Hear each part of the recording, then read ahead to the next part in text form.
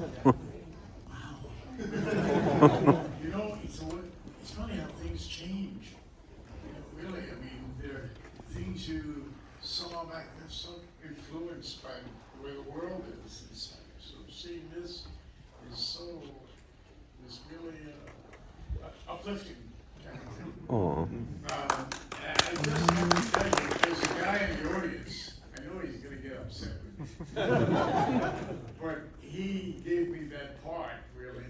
He put us all together, and I believe he won an Oscar for his beautiful, inventive work. And he's here all the way from New York. I heard that, and I just want to have him just stand up and take the credit he so deserves. Mr. John Caglio, the makeup.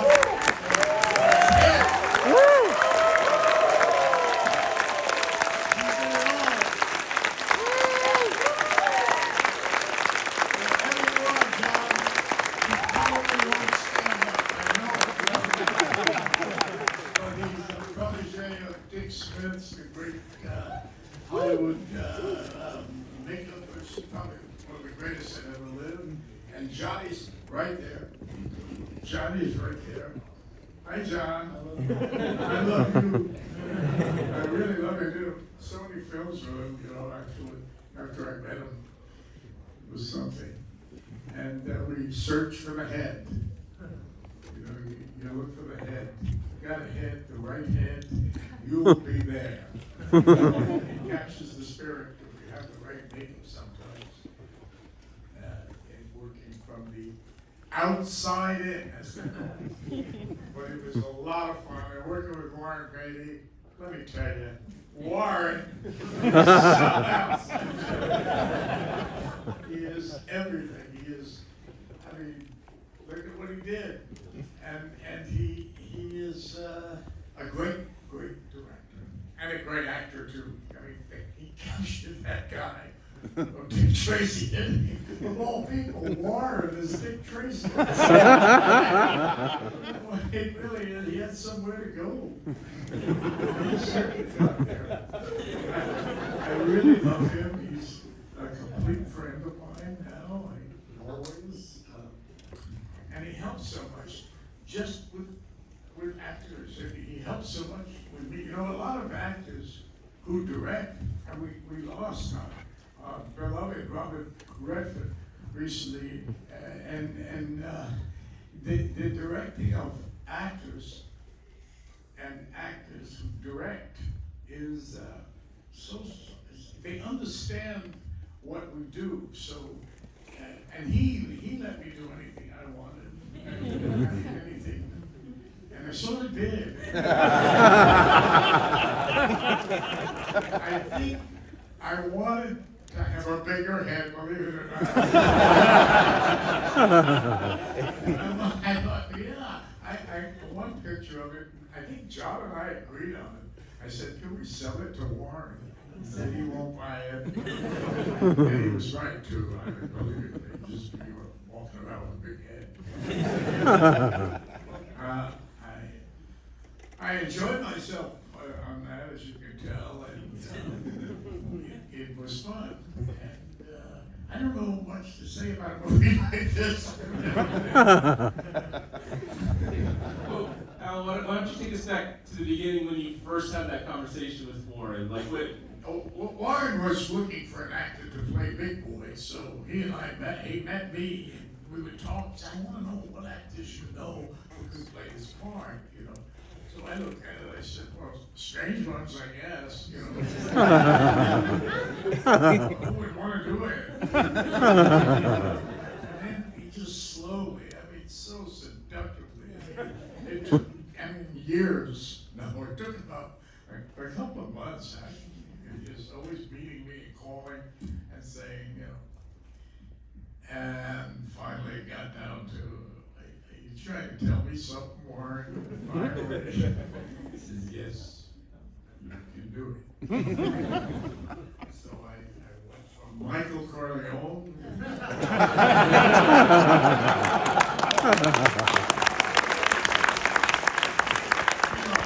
I was really born to play Big Boy.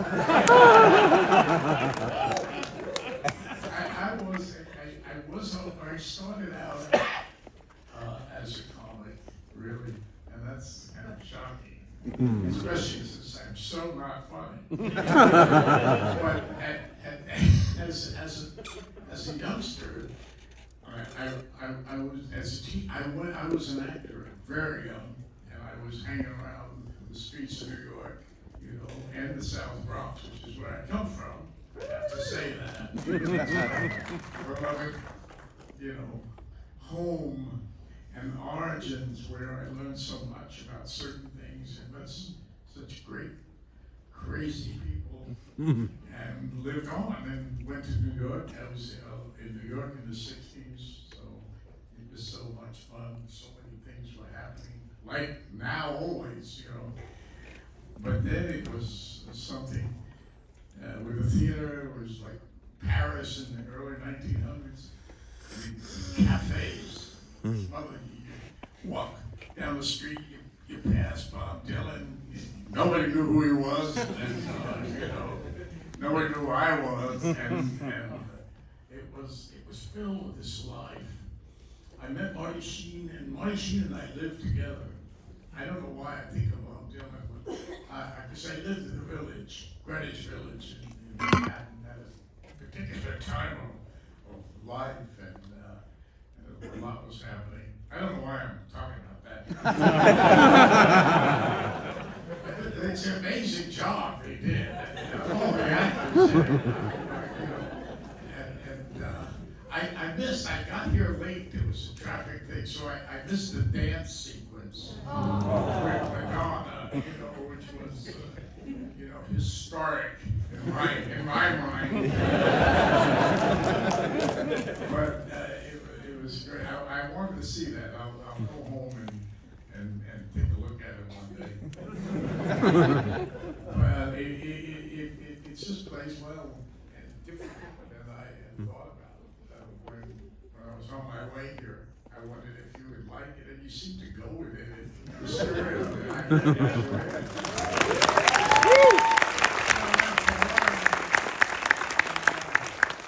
Did Disney do this film? Yeah. Disney. So, and then I was a comic for a while. You know, Woody Allen was playing the bitter end. I don't know if you've ever heard the bitter end. Of the bitter end. How could you? How could you really? I'm always the oldest in the room. and just bore people with my oldness. Especially by talking about it. Using it as an excuse for everything. But I don't know. I'm always good with questions. So, Marty has a question. Yes, we're here for you. So let's just jump in. Yeah, let's go right here. What was under that costume besides the facial prosthetics? Was it hard to work? Oh, that's right. Hey, what was under the costume besides the facial prosthetics? I think everything. Everything was there. But I had to put something on because I was going to play this character who was a big boy. And they called him a big boy because he had certain parts of his body were bigger than others. But I thought, let's really make him big. You know, let's really march and get down now. Or something, his body. But I did put that on, and that was very helpful because he got me to move a certain way, and you know, my legs going. I was able to do those things way back then, and you know, now I've become those things. No. This was a journey, you know. Put me through this again.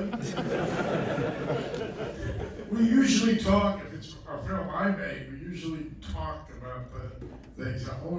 It's usually different. Somehow this is a little different, but I love talking about that. I was a comic. And that was a sort of, I wanted to be an actor, and I was an actor. I had a friend who was extremely funny with me, and we went through school together, and we had routines we did, and some of them were funny. But I always thought of myself as having that clown party, you know. It was great seeing Dustin Hoffman up there. Your first and only movie with him. First and only movie with him. First and only movie with him. Wow. The first and last time I saw him.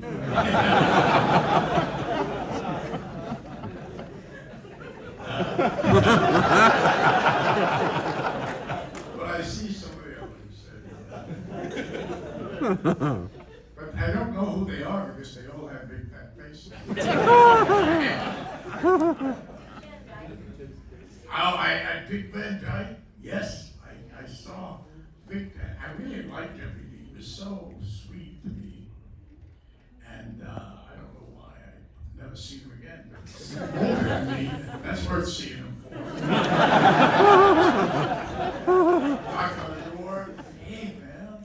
How does it feel?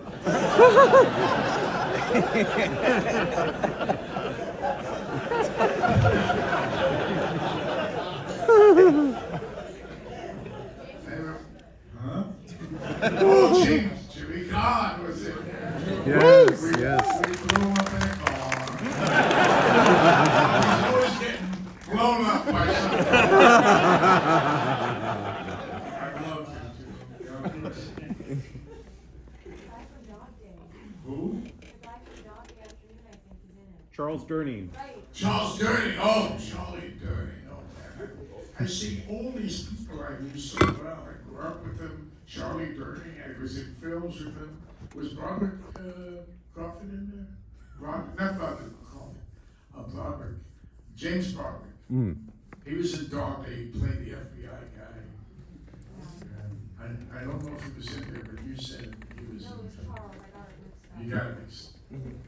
I spilled a lot of things, I'm sorry. You can't tell who's what. I sort of like the way I look.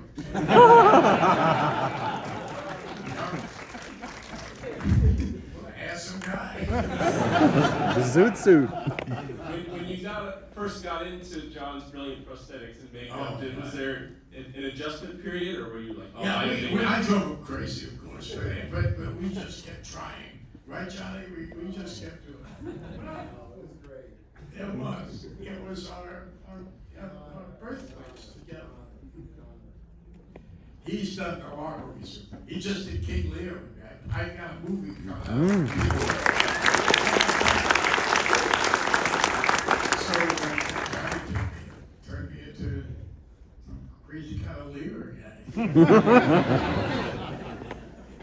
And then that was it. Another question. That was a good question. Thank you for that. Yes, we go here. Can you talk about the set design, the being in this like environment, this world that Warren Beatty created, this elaborate, pretty colorful sets you were on?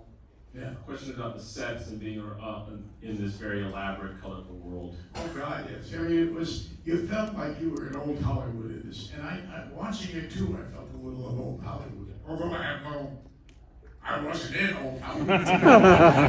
Listen, I want everyone to know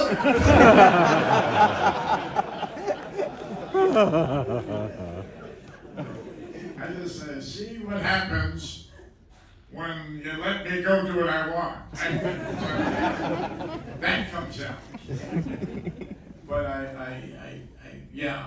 loved it. I loved the set. I loved all. I also have a movie which is finding its way around and will be coming out eventually, called Billy Knight, and it's about a young guy who loses his dad and his mother, and how he falls in love with old Hollywood and how it drives him and makes him a little nuts, and he keeps going around exploring it and fantasizing about it, and he fantasizes of all people made, natural. You've been around long enough, you get into people's, not pants, but you get into suits. But there it is. It's there. And all that stuff that touches Hollywood, and to think what it was when it was not there, Mm. when we didn't have films. I mean, just think about it. I'm not saying it were tough times. No, I don't know, but it was different. Everything was different. Media was not really as prevalent as it is in our world. But this thing started, and how people in the silent films and the discovery of film, and they have it in that movie, a wonderful movie that's in the film with Laurence Olivier plays a cop on the beat in London, and the mayor discovers film in this film. The first motion Be entertainer. picture movement of people, and even the policeman is just sitting there, and he's so scared to see people that move on screen. You know, and it's a beautiful section in the film. But a lot of people would go and run out. You know, and they would scream on the streets like when they invented the automobile. I don't know why I'm old, but I know all these old things. I can appreciate it.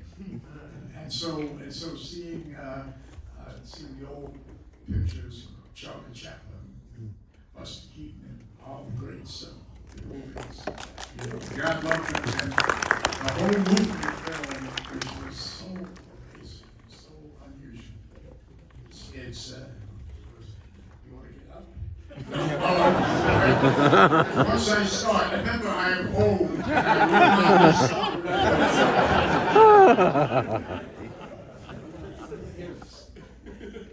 Let's take another question. Yeah, back there. When you were a kid, Dick Tracy was still on the radio, was very prevalent in the newspapers. Was it part of your childhood, or was it more the sense of play that you were getting to play cops and robbers? Yeah, it was a sense of play, and it was radio only, and it was really the Lone Ranger was my thing. I still remember it. Sorry.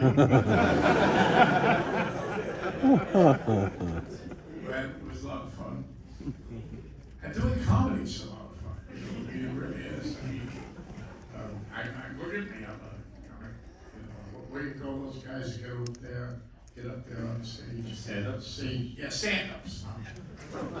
I'm a potential stand-up. Well, first, on that note, I just want to add, I think some of your lines are ad-libbed, right? Yeah, oh God, I have my friends, a couple of my friends feeding me that Nietzsche stuff.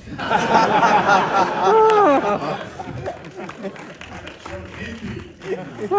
Shout out to Joe Hindy. He and I would go over the things we came up with. Couldn't be in a kids' film. They were fun.